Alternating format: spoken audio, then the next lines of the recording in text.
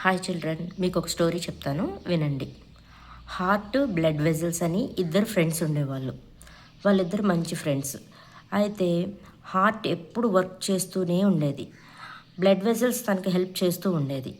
అయితే ఒకరోజు blood vessels heart దగ్గరికి వచ్చి, బ్లడ్ వెజల్స్ ఏమని చెప్తుందంటే, నాకు ఇద్దరు పిల్లలు ఉన్నారు, నీకు ఎక్కువ వర్క్ ఉంటుంది కదా, వాళ్ళకి ఏమన్నా వర్క్ చెప్తే వాళ్ళు ఆ వర్క్ నేర్చుకుంటారు, వాళ్ళకి వర్క్ షేర్ చేసుకోవచ్చు కదా, అప్పుడు నీకు బర్డెన్ తగ్గిద్ది అని బ్లడ్ దగ్గరికి వచ్చి చెప్తుంది. సరే, మీ పిల్లల పేర్లేంటి అని హార్ట్ అడుగుతుంది.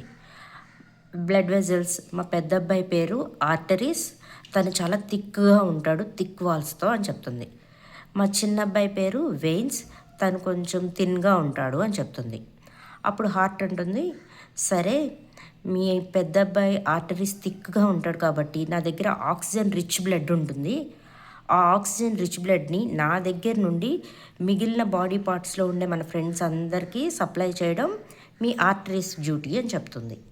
మరి వెయిన్స్కి ఏం వర్కప్ చెప్పాలి అంటే, మన బాడీ పార్ట్స్ అన్నీ కూడా ఈ ఆక్సిజన్ రిచ్ బ్లడ్లోంచి ఆక్సిజన్ని తీసేసుకొని రిమైనింగ్ కార్బన్ డైఆక్సైడ్ని అలా వదిలేస్తాయి కదా, ఆ కార్బన్ డైఆక్సైడ్ రిచ్ బ్లడ్ని అన్ని పార్ట్స్ నుండి తిరిగి నా దగ్గరికి, హార్ట్ దగ్గరికి తీసుకొచ్చే డ్యూటీ ఏమో మీ చిన్న అబ్బాయి వెయిన్స్కి ఇద్దాము అని చెప్తుంది.